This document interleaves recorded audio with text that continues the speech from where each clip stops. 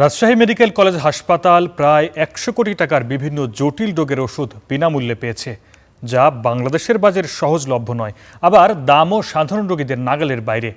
Direct relief নামে একটি মার্কিন দাতব্য সংস্থার জীবন রক্ষাকারী এসব ওষুধ পাঠিয়েছে, যা হাসপাতালে আসা রোগীদের জন্য বিনামূল্যে দেয়া হবে। জিয়াউল গনি সেলিমের রিপোর্টে বিস্তারিত। নানা রোগের উপসর্গ নিয়ে প্রতিদিনই রাজশাহী মেডিকেল কলেজ হাসপাতালে সেবা নিতে আসেন অসংখ্য রোগী। তাদের মধ্যে বেশিরভাগই হতদরিদ্র, মিলত না ক্যান্সার ও অ্যাজমার মতো জটিল রোগের উচ্চ মূল্যের বিদেশি ওষুধ।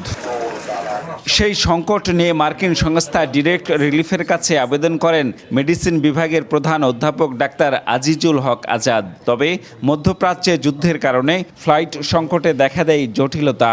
শেষ পর্যন্ত বিকল্প উপায়ে কয়েক ধাপে এসে পৌঁছেছে ৯৭.৫ কোটি টাকার ওষুধ। ওরা আমাকে ওদের ইনভেন্টরি ওপেন করে দিয়েছে, যে বলছে আমার এই ওষুধ আছে, তোমার কি কি লাগবে তুমি নিয়ে নাও।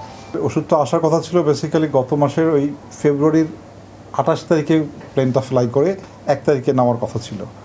২৮ তারিখে যুদ্ধ শুরু হয়ে গেল মধ্যপ্রাচ্যে, আলটিমেটলি ওই ফ্লাইটটা হলো না। অধ্যাপক আজিজুল হক জানান, অ্যাজমা, ক্যান্সার সহ নানা জটিল রোগে দামি ঔষধ মিলেছে, যা বাংলাদেশে পাওয়াই কঠিন।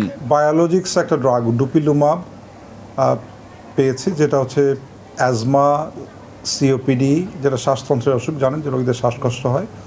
এটা যদি সাধারণ ট্রিটমেন্টের রেসপন্স না করে তাহলে এই বায়োলজিক্স ড্রাগ দিয়ে ট্রিটমেন্ট করা হয়। এটা খুবই দামি একটা ওষুধ। এসব ওষুধের সর্বোচ্চ সঠিক ব্যবহার নিশ্চিতে একটি কমিটিও গঠন করা হয়েছে। কমিটিটা প্রথমে সার্ভে করে দেখে এবং কাগজের সাথে গুণগত এবং পরিমাণগতটা ঠিক আছে কিনা। সংস্থাটি কেবল বিনামূল্যে শত কোটি টাকার ঔষধই দেয়নি, বরং হাসপাতাল পর্যন্ত পৌঁছানোর খরচও বহন করেছে। Ziaul Goni Selim, star news, Rajshahi.